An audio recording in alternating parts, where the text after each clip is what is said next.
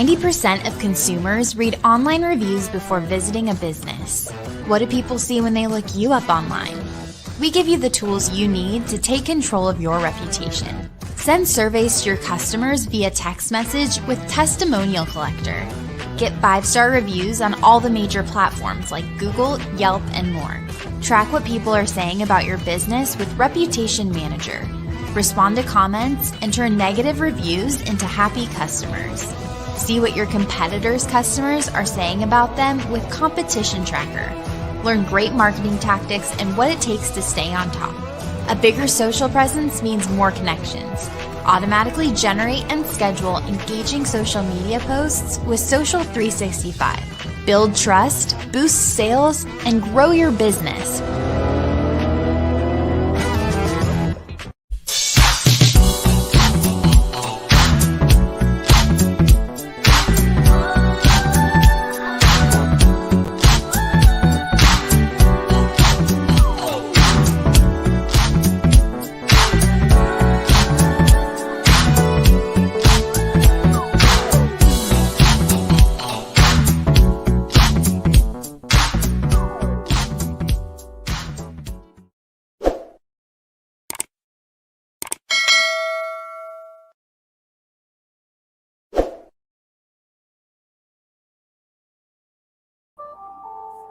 Hey, welcome back, everybody. It is Thursday, another day in the life of an entrepreneur, and I'm your host, Rose, of the Entrepreneur Life Show.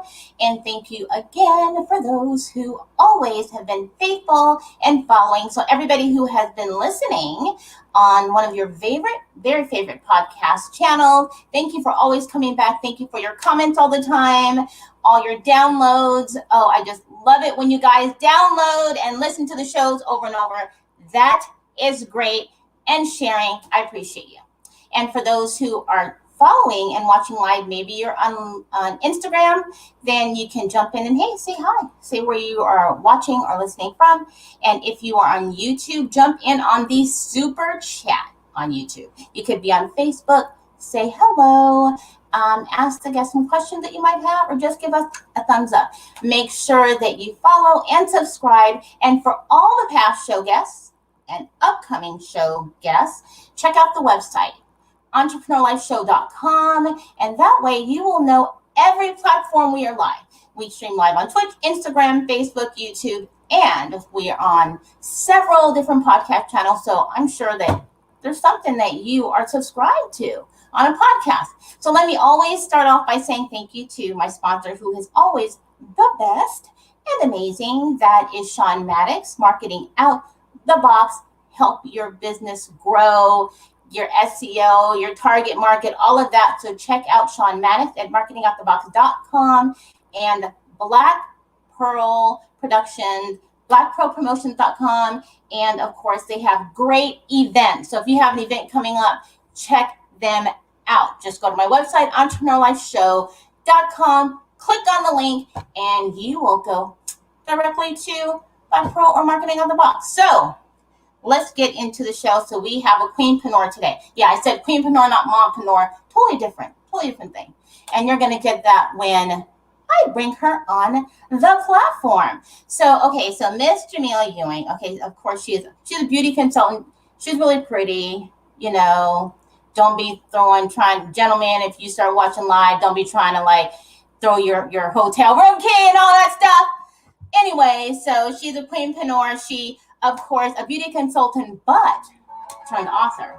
And so, as you know, many of us who go to the salon or the barbershop, you know, we are always telling our business, but now we get to hear from somebody behind the chair versus in the chair, and maybe they don't want to hear all our drama. You know, we don't know. So anyway, I am going to bring her on the show now, Miss Jamilah, and I hope I said that right, so we can get this show going. Let's bring her on the show, everybody, and say hello. Hi there. Hello. Hello. How are you today? Welcome to the show, and thank you so much for accepting my invitation, being a guest. Thank you for having me. Thank you very much. It's a pleasure to be here. So I did want to say that, you know, I did kind of stalk your site a little bit, your Instagram, your webpage, And I love what you have on there, what you have going. But I wanted to start off by letting people see who you are and how you even got first into the beauty industry, that business. Then I want to kind of dive into, your first book, which I think is pretty freaking awesome. So let's go. I appreciate that. Well, I first started off, I think I was in ninth grade. So I was about 14, 15, around that age. And I was a fan of TLC. And, T-Boz had this haircut that I just couldn't get off my mind. It was like a part in the middle, and it was like feathered with the sideburns. And I said, you know what? I bet I could cut that. I cut my own bangs before. And so what I did is I took my father's clippers and some of my mother's sewing shears, and I cut my hair like T-Boz from TLC. And that's when I said I could probably do this, because it didn't look exactly like the cut, but it was pretty darn close. And so when I got to school on that Monday, and everyone told me how good my hair looked, I said, this is what I'm going to do. And before then, I had been helping my mother. I have 6 sisters. So I would help my mother get them ready for school. They all had a head full of hair, patterns from 4C to 3C to 2C, and these big ponytails and twists and bangs. So I would always help my mother because I was the best at it, and parted in 4 sections, and watch my grandmother press hair in her kitchen, women from her church and things like that. She would press hair for $10. And so I would just watch, back then we didn't have social media. So we watched our elders, we listened to their conversations, and we would sit around if nothing was on TV while they were watching 227 or Golden Girls. And we're like, I don't want to watch that. I'd rather watch you guys do hair and talk about what's going on at church or what's going on at bingo. And, I'm just from that generation where we watched, reflective observation was our thing. And so, I would have to say the spark happened in about 9th grade. And then I joined beauty school at the career center that they had in my hometown my junior year. And by my senior year, I was headed to the State Board of Cosmetology to get my permit. And then I finally got my license, and the rest is history. So I did hair for over 20 years professionally before I retired and became a beauty consultant. I'm sure that we've all at some point in time, if you haven't gotten your hair done or been to a salon, why do you think it is that people like myself feel the need to tell all our business versus telling the closest people, even their friend? You're sitting in the chair and you just feel the need to express things that you normally wouldn't express. I believe it's kind of like it depends on the vibration of the stylist, because I've been in chairs where I don't feel comfortable at all opening up. I'm an introvert anyway, and I'm an empath. And so I've been around people where I feel comfortable and open enough to tell them what I've been going through, or what happened to me in traffic, or what someone said to me at Starbucks that morning, and I would feel open enough to talk about personal issues depending on the energy or the vibe that I catch. But I know with me, my clients became like friends. They became my friends. Some of them are sister friends now, just kind of like in the book with the Friday crew. And the way we ended up supporting one another and things like that. They're actually based off of a real group that would come on Thursdays. And we would have a little vino, a biscotti, and some San Pellegrino and things like that. And we would talk about our relationships. We would talk about the hottest new book that was out. We would talk about our job and who got the promotion over us. We would talk about colorism. And we would talk about what was going on in our families, or if our mother had to have surgery, or if our uncle just passed. We would share whatever we felt comfortable with, because it was a safe space. It was a safe zone for women to express themselves and be their full selves without feeling, standing in front of each other and feeling judged. And so for me, it's all about the frequency and the connection. If I feel comfortable with you, I'll tell you my PIN number to my ATM card. If I feel comfortable enough to. But if you didn't seem trustworthy, if I caught a vibe or a slight remark, I'd say, okay, well, if she's shady, I'm not. I wouldn't tell her a thing. Yeah. Or talk to her, or let her in on who I am. She'll just get surface answers and blanket statements, and then that's it. So do you think that, and I was going to kind of go there getting into your book, is have you always had the passion that said, I'm going to write a book someday? Or was it your journey into now being getting in the beauty industry and hearing these stories and having obviously your own personal that said, you know what, I'm going to write a book? I've always written short stories. I've always loved books. I'm a huge fan of Alice Walker, Phoebe Moore Campbell. I've always loved the Queen Mother, Toni Morrison. Actually, it's Toni Morrison who inspired this book. I read a quote by her, and I'm paraphrasing, but she said, if there is a book that you have not read yet, but you want to read, then you must write it. So I took it personal. And I said, you know what? I want to see a book, about people that I grew up with, people that I've known, people that I worked with briefly in entertainment, styling a few entertainers here and there. And I wanted to see characters that, came up in my neighborhood, people that I've worked with, and people that have sat in my chair. So these characters are an amalgamation of people that I've known, people that I've seen, and people that I've dealt with. It's so good to finally, be able to write about things that not only that I've experienced, but things that I see around me, things that I see in my neighborhood. And so I've always written about things that are familiar, or that other people that I, in our community that can relate to, these subjects and things like that. And these characters, I believe, are very relatable in that regard. So for me, the process was writing in between clients. I would literally get my notebook out. Wow. I didn't type. I used notebooks. Kind of like this true, I stayed true to the Sister Soldier vibe of writing it out and just saying, oh, that doesn't sound right. That sounds corny. Let me erase that. Let me write this word in. Okay, that flows better. And so I wrote it out between clients. So so that being said, Mm-hmm. I'm assuming that you changed the character names, and maybe you pulled some things from clients that, that is a great story to tell. I pulled from things that I've seen and heard. Not necessarily was I impacted by some of these things, but my sisters and, things like that. And, I've been doing hair for 25 years, and just certain things that I had experienced or seen, just in the salon, from domestic abuse to verbal abuse to men coming in and saying, listen, I know you did her hair yesterday, but I don't like the curly look. You need to straighten it out like how Beyonce is wearing it. And the woman just kind of looking down and saying, just do whatever he says, he's paying for it, and just things like that. And I'm like, I wonder what she's feeling. And so even though we couldn't really talk about what was going on, sometimes I would journal about it, because I'm like, I wonder how she felt about that. What if she loved her hairstyle like that? What if she loved her nails that way? And, he made her change it because he's paying for it, because she doesn't have a job, or, and so I would just think about things like that, and I would just write out what I think they're going through.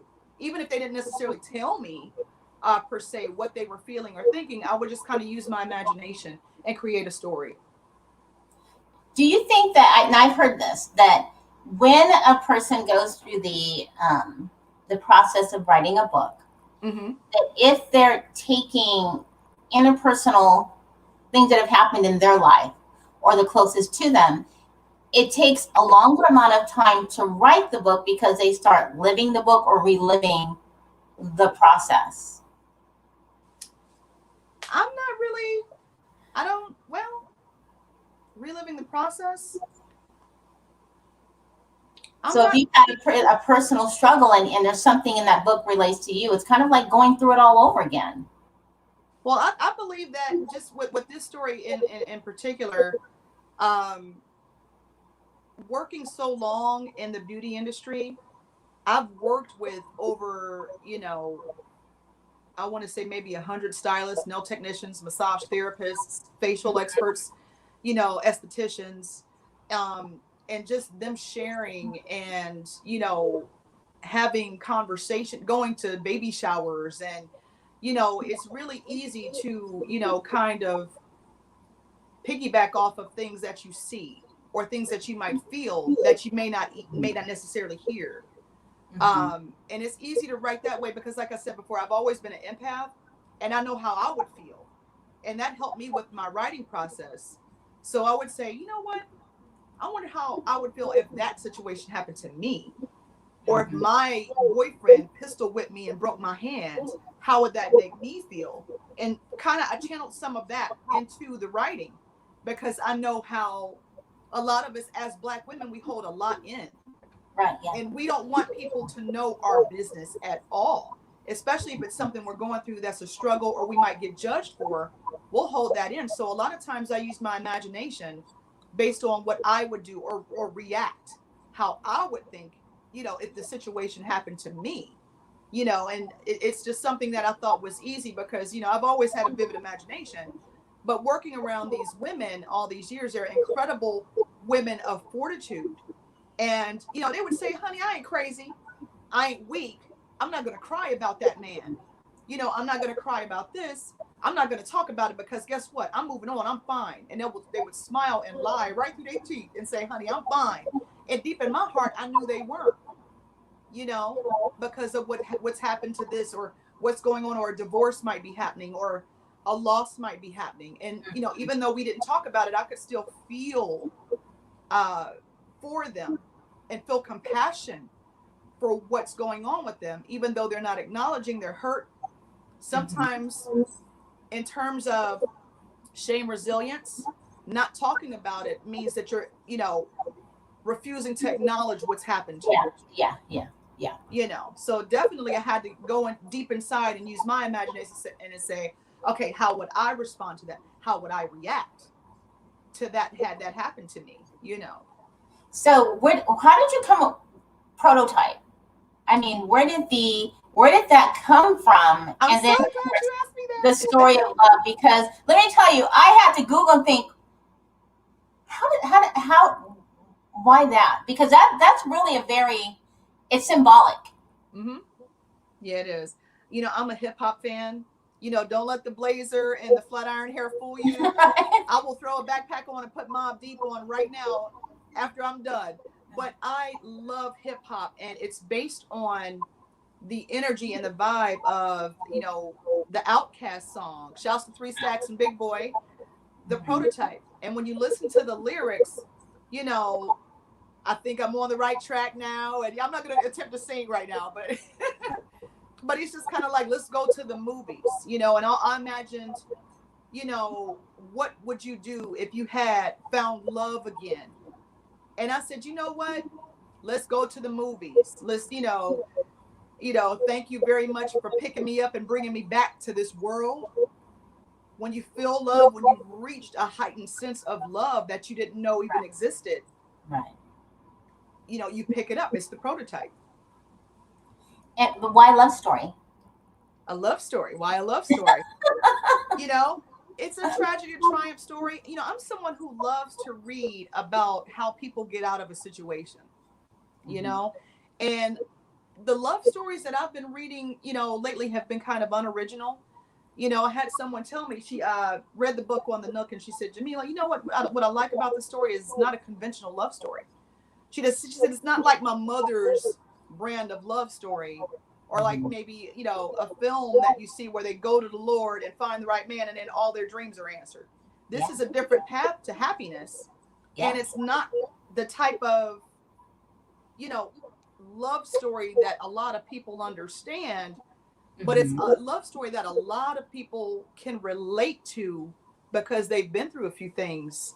And I think right now, just with COVID going on, racism at an all-time high, and police brutality, why not a love story?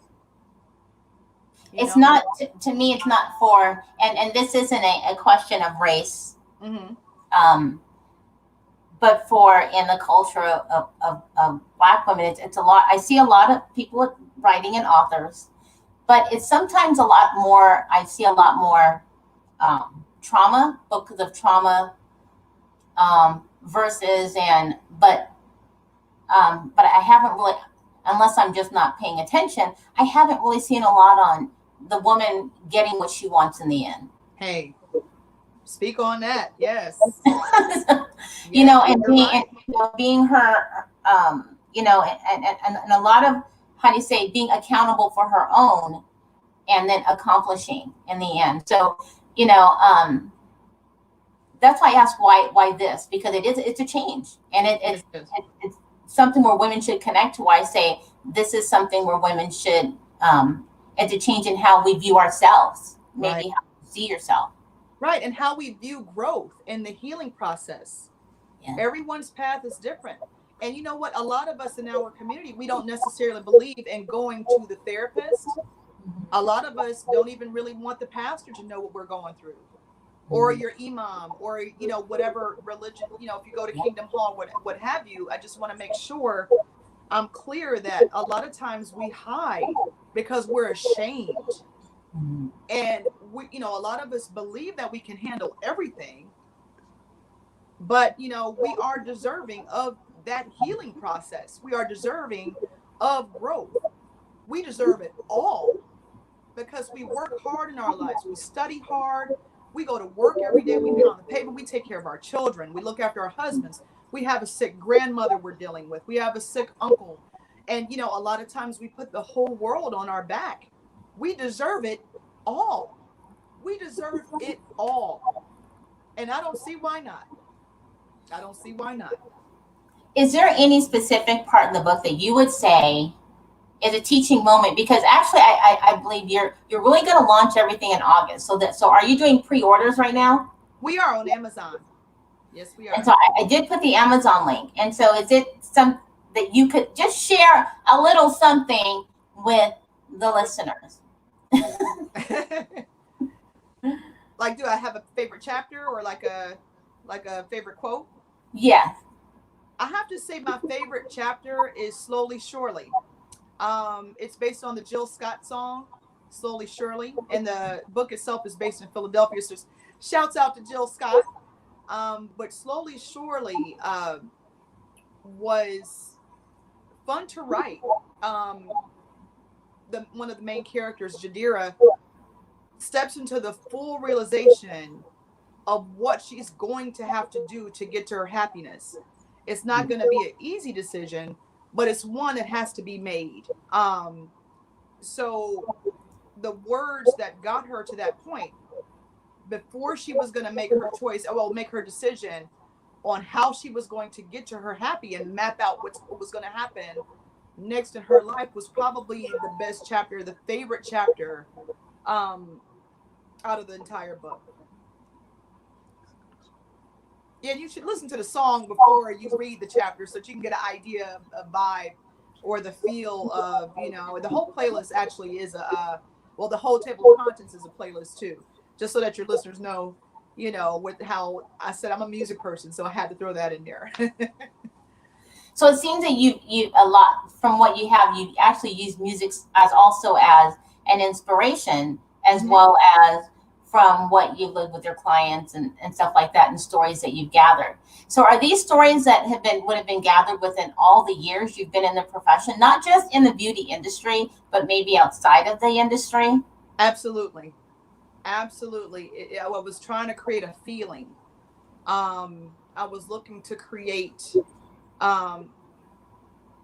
an idea of what I saw. My experience, I believe, is very unique. I've worked in a lot of different spaces in a lot of different socioeconomic, neighborhoods. I've worked around, I've worked in Lithonia. I got a chance to work with a celebrity stylist when worked in Georgia for a while. I got to do music videos. And that's where the entertainment piece kind of comes in, and you kind of like see things and you hear things about things that have happened in entertainment.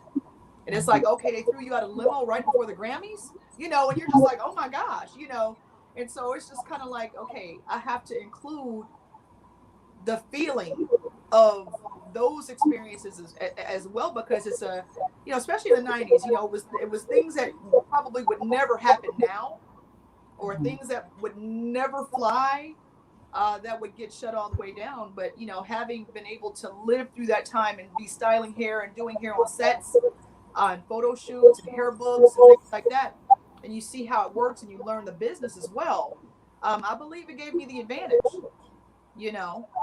What do you think the age demographic would be? I mean, do you think that anybody over the age of 21 could take something educational out of this book as a learning lesson, as a maybe of how to reprocess them personally, their interpersonal self, and or would you give an age demographic with it?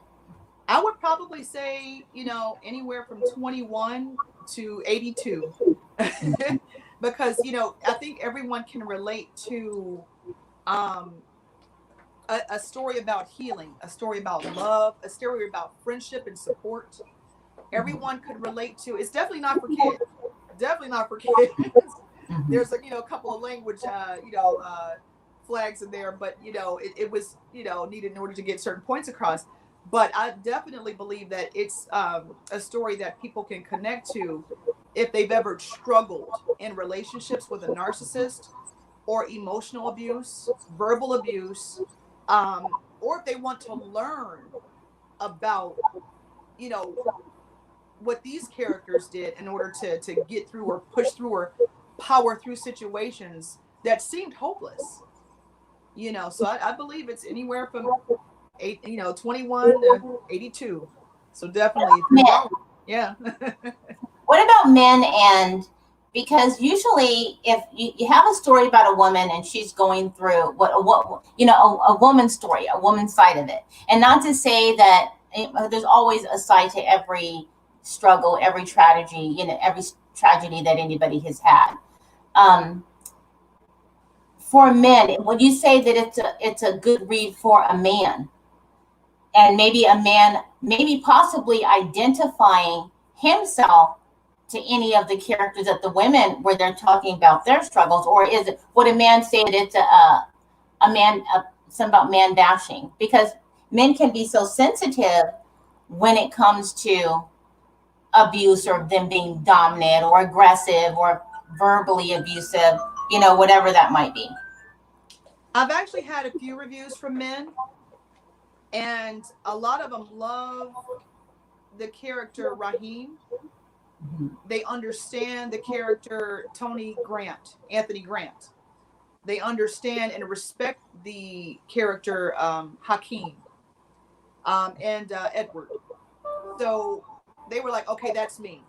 Okay, that's my homeboy.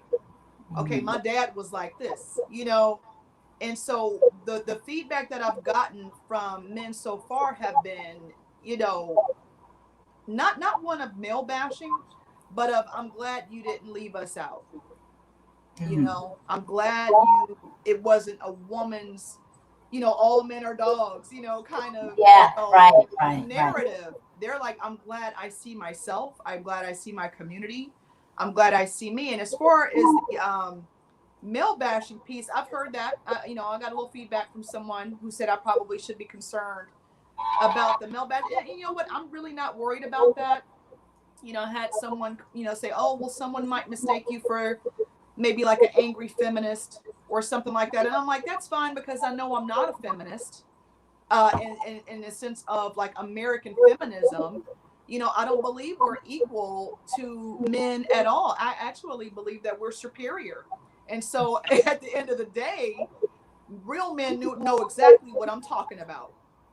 In terms of humanity, we may not have the ability to lift a whole car or leap buildings and move a U-Haul stuff, move stuff in a U-Haul all day, but they know what I'm talking about. Often you hear that women, and this comes from I from people that I know or familiar with being in abusive situations, and sometimes a woman will blame herself, because when you first start off dating or seeing someone, you find that certain actions, and it just isn't just about men. It can be abuse in any opposite. It can be, vice versa.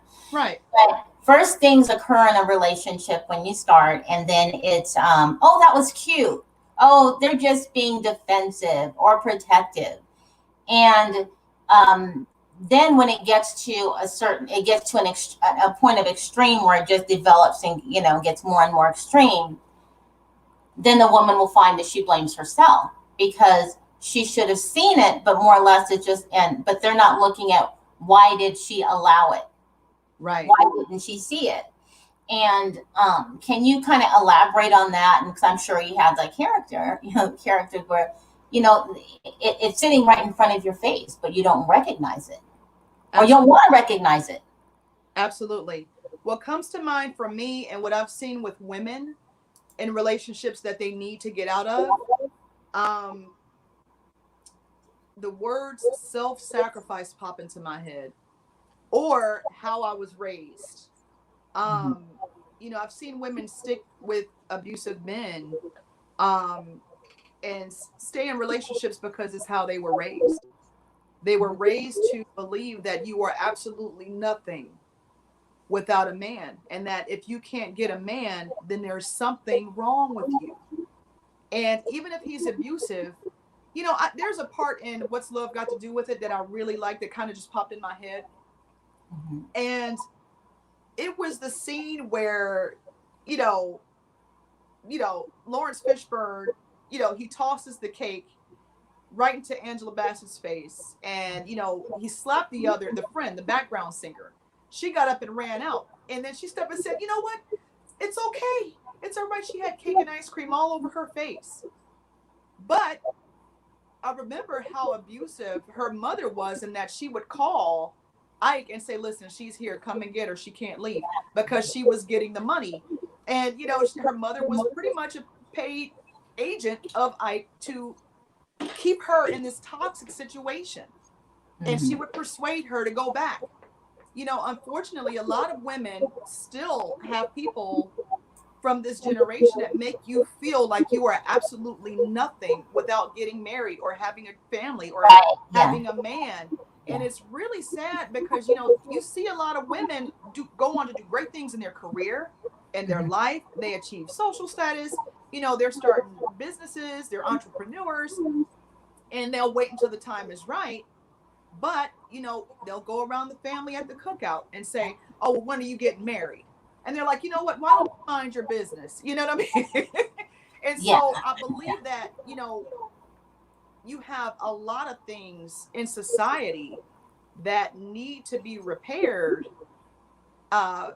with that narrative, because that doesn't equate, okay, unsuccessful woman, successful woman, because I know, some of the most lonely women I've ever met have been married women.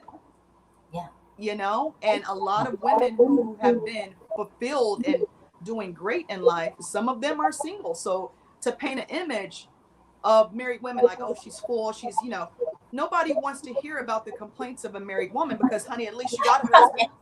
At least you have a husband. At least you have somebody. Right. You know what? Shut up and sit down. Don't say anything to me about, oh, I'm struggling, or I have depression, or I have anxiety. No, you have a husband. You know what? You sit down, you shut up. You know what I mean? And so a lot of times, to your point, we'll just stay silent and we'll just kind of deal with it. And so absolutely, we stay in relationships, I think, because we're taught to, even if they're toxic and abusive. That brings me to, because you had said a few things about, and women are staying single longer. And when you are single, it's as if it's a problem. Like people talk about Sanaa Lathan, and it's like, because she's not in a relationship. And, it was a great thing that Hallie said when she was kind of attacked about being in another relationship. And she's like, well, maybe it's her that chooses not to be, maybe it's not the man, it's her, because she's controlling her situation. Right. And it's unfortunate that women have to have that. If you go from relationship to relationship, it must be you. Right. And if you're not in one. Exactly. What if she just wants to wait for the right guy? Right. There is nothing wrong. People don't want to waste their time anymore. Right. Yeah. I've seen people jump in and out of relationships because it's not fulfilling, and they're drained, and it's not good for them, and they're spiritually and emotionally unhealthy. And they'll say, you know what, I'm out of here, because you know what, I'm tired of this. I'm unhappy. And I don't think God wants us to go through life unhappy. And so I don't see any problem with waiting for the right one. I'm glad you said something about the demographics. Update could be like 80 plus, because when you were talking about, and traditionally, and this comes from me personally, and many people I'm sure that can relate, and I would say, for our mothers and our grandmothers, always remained quiet about abuse. Right. And didn't say anything. Mm-hmm. And so when they would see, abuse within their daughter, or like when they raise your son, they're just being a man. Mm-hmm. So, that's just how they are. Right. So when you watch, and from personal experiences, when you see that your mother put up with it, and till this day, they're still protecting the generations of men behind them because they're taught to be submissive in a sense. And I don't know if that's a strong word. Yeah, I believe they call it like the Stockholm syndrome or something like that, right? And then admitting, but if they admit what they've gone through, then that means they have to accept the accountability for what they've allowed you to go through. So I'm sure you can talk about that. Absolutely. Absolutely. We see it all the time with our loved ones and, our friends, our girlfriends. We'll stay up all night on the phone with them. And they're like, I literally am not myself in front of him. I'm just a quiet church mouse, because if I say something wrong, then it's an argument all day. And so, it's really tough on a lot of us in relationships to, try and be one way so that we can avoid conflict. Yeah. And then when we're away and when we're around our girls, we're a totally different person.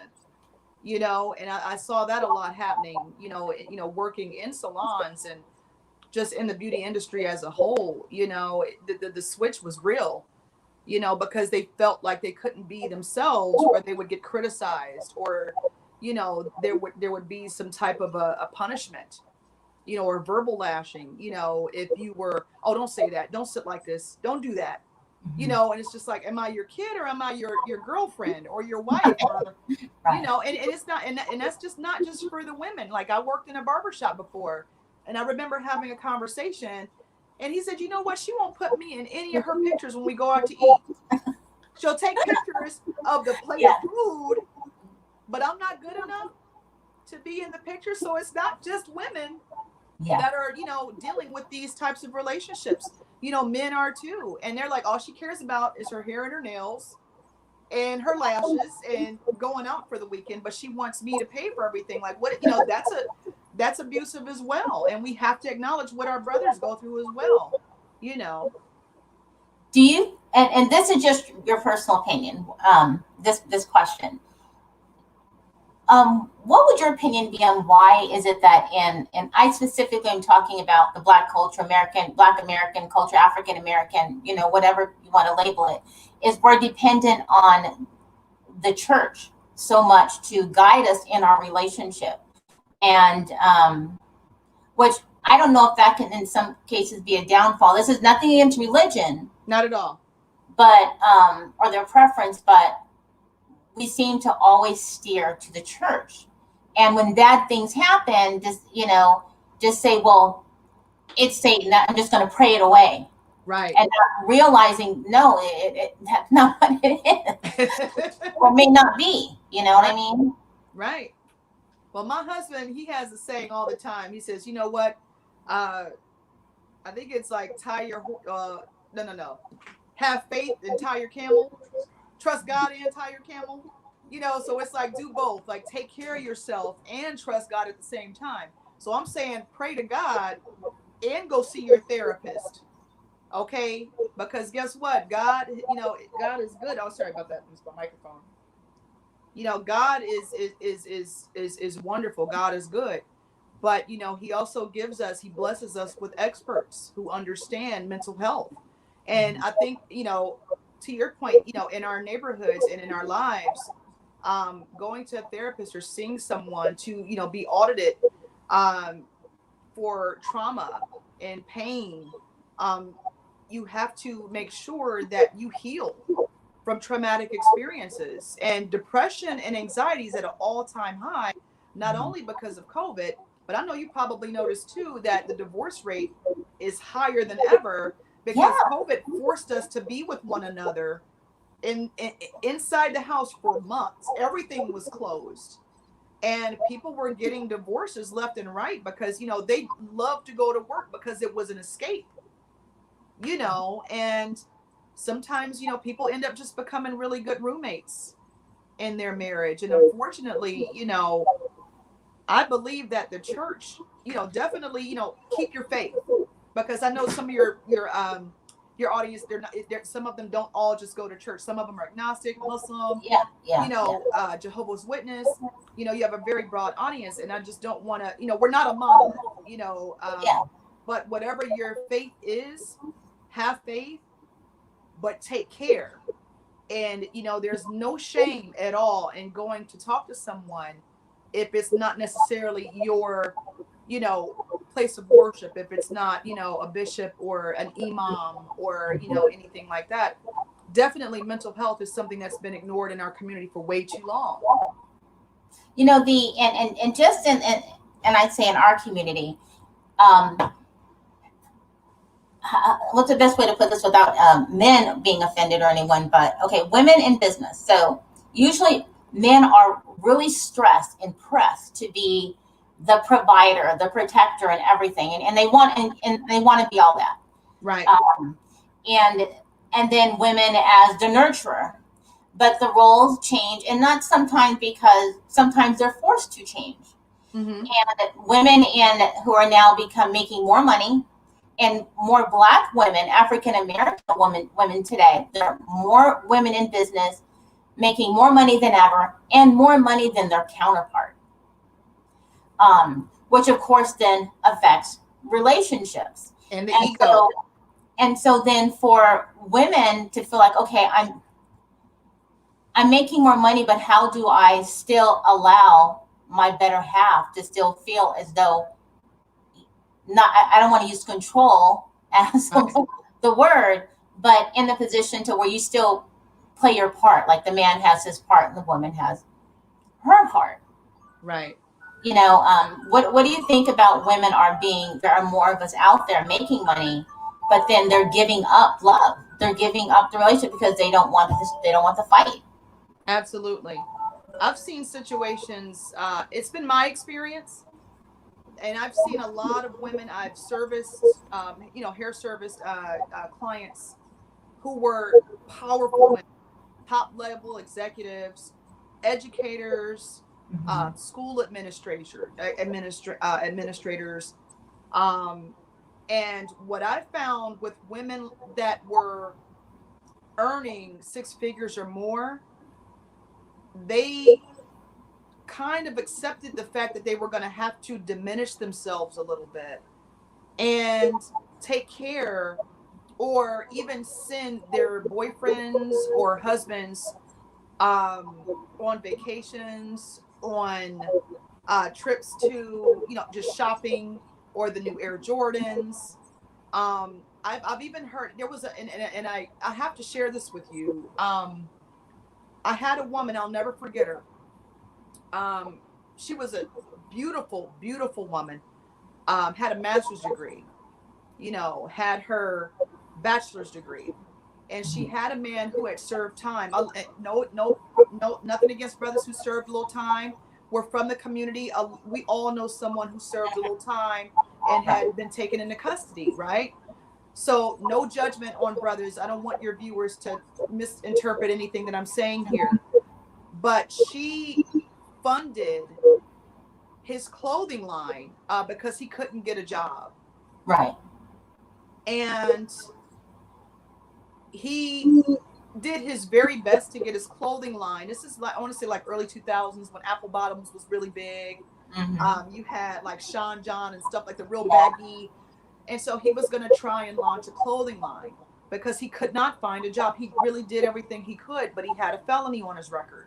Right. And I remember her saying, like, I'll do whatever it takes to keep them happy. I'll take care of them because the system won't take care of them. And I think we find a lot of sisters in that position, even though they won't say it or be as open. We'll take something and make them much bigger. We'll exalt them and support them, and then they'll leave us. And then they'll leave us a lot of times. And then you have a percentage, because I can't say every situation that I've seen ended that way. Some of them go on to become bigger, or, I've seen situations where they just break up, where, his, Ponzi scheme didn't work out. But I've seen a lot of situations where men do not want to be the Stedman to her Oprah, you know, and it's because of ego, you know. But a lot of men, you know, that were in those positions that I can only speak from my experience. I'm not going to make a sweeping generalization on all black men. I do not do that.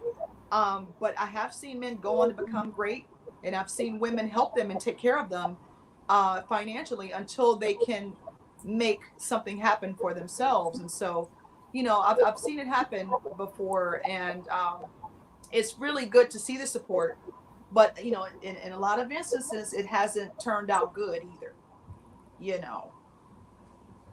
And, you know, and just to change the scope of this conversation, and because we're talking about discussing kind of, you know, women in general and how they, I guess they're not seeing themselves as who they are. We use the word queen a lot. Yeah. Because we should see ourselves as above. Absolutely. And of some stature. And so myself, I don't even like on the application, you know, why does it matter if I'm a female or black or my ethnicity or whatever? I just want to be qualified. But I want to talk about the whole bonnet thing. So, and women's, you know, people are taking that really offensively. I've noticed. So at first, let me tell you, when I first saw that, and I was like, well, who is she? You know, if I run into the store and I don't feel like getting dressed, I'm just running to the store. I mean, I might have some sweats on and a tank top. I don't care what I look like. But then, you know, more following Monique and then saying, no, that's not what she was meant. That's not what she was saying. And she was meaning it totally different, you know. And so, and then, you know, I look back on the days when everybody's mama and grandma was in the store with rollers on. I remember that too. And a shower cap, because, you know, you set your hair. And I know going back east, and I would get my hair done, and, you know, and it's totally different from getting your hair done here on the West Coast, and you set your hair and you run out and you keep it that way. What do you think of that in relationship to us as Black women? Well, I understand duality. You know, as a hairstylist for, you know, over 20 years, I totally understood Monique's stance. Because some of us grew up in a community where our grandmother would say, I better not catch you out in public embarrassing me with your night clothes on and a bonnet on your head, you know. And then you had some of them that, you know, would say that, but they would go out into the driveway with their robe on and get the paper and wave to the neighbors. So it's just kind of like whatever circumstance. And then I also believe, you know, honestly, I'm going to just come right out and say it. If I see a sister in a bonnet, I just feel like it's no different than seeing a sister in a hijab. I don't want you to see my hair right now. You know? And I believe too, like I'll go out, my husband and I, we work out just about every morning. I'll wear a ball cap, but I also love my colorful head wraps. And I believe, you know what, leave Black women alone and stay out of our business. You know, it's personally though, it's not for me. I don't go into the public with a bonnet on. If my hair is, if I need a retouch on my edges or my braids are popping out, I'll put a ball cap on, and then I'll just let put a pull back ponytail. But you know, it's not for me. It's not my thing, and I personally don't judge if you're going to wear a bonnet, because what if that's the best she's got? What if she just took her braids down? What if she's working on, you know, what if she's got alopecia? You know, what if she's got a scalp disorder that she didn't want anybody to see until she can get to her hair appointment? So I don't judge those sisters that I see with the bonnet on, because I don't know what their struggle might be. What if that's the best? What if that's the very best she could do that day? What if it took her everything inside of her to lift her head up off of that pillow that morning, to go and run to Kroger in her pajamas with pain or just recovering from a surgery, and she's a single mom and she's doing it on her own, and she's just had dental work, you know, and she's got 2 children at home. One eats Similac and one eats some cereal and milk. I'm not going to judge that sister. I don't know who that is. I don't know what she's carrying with her when she lifts her head off that pillow in the morning. So I try my very best not to judge, because I've literally seen it all, you know, and I've seen some of them put it on simply because they didn't feel like doing their hair that day. You know what I It mean? just seems like your book has perfect timing because it just seems like bash African American women. It just seems like there's always seems to be a complaint. You can't do if it's not to perfection. What is perfection? Exactly. And so I just hear a lot of it. So when of course seeing that, I thought when of course I wanted to figure out what the symbolic meaning of prototype, and then it's like it's funny, you can go through all of this and be everything and still find if it's not your true love within another person, just within yourself. Keep moving. Absolutely. Yeah. Absolutely. You got to keep moving. Movement is life. Yeah. Absolutely.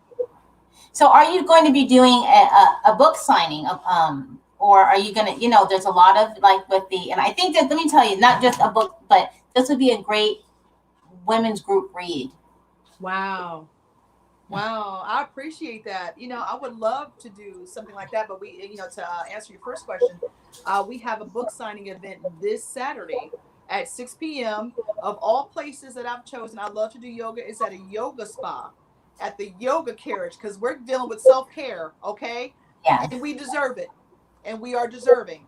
So there's a little bit of symbolism in having it at a Yoga Carriage house. So, we have to take care of ourselves. We take care of everybody else. I don't see why not, and so the book signing event is from 6 to 8 p.m. this Saturday here in Columbus, Ohio. Mm-hmm. We are in talks about having a book signing event in a couple other cities, but that's just talks, but we're working on that. I would love to host like maybe a book club one day or do a reading with some jazz going. So I definitely have ideas about that as well. I'm glad you said self-care because sometimes people don't understand what really self-care is. Some people say self-care is, I relaxed today. Right. But it took me a long time to understand because I used to be in a women's group and trying to understand what self-care was, taking a day for myself.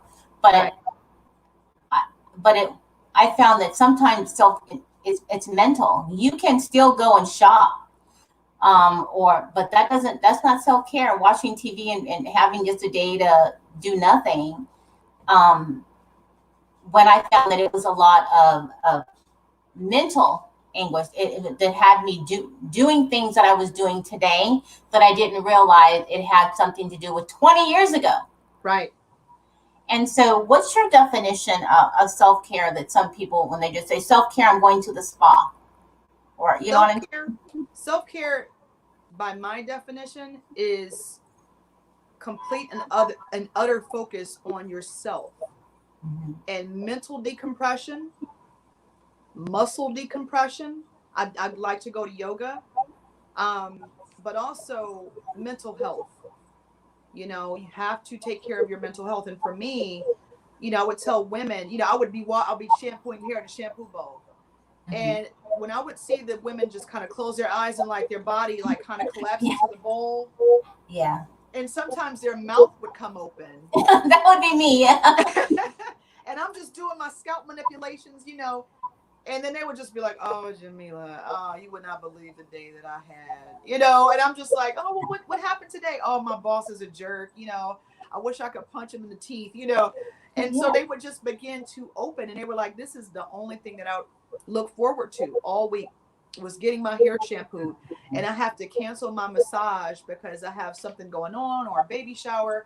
Right. But I would I would have to definitely say getting your hair done is a form of self-care, and getting a massage, going to yoga, brunch with the right girlfriends, because sometimes going to brunch with the wrong girlfriends will give you anxiety, especially when, they're all about what you're wearing or what you're up to or what you're doing there in your business. And, you kind of know which ones you don't really trust too good. And so I would say brunch with girlfriends to an extent.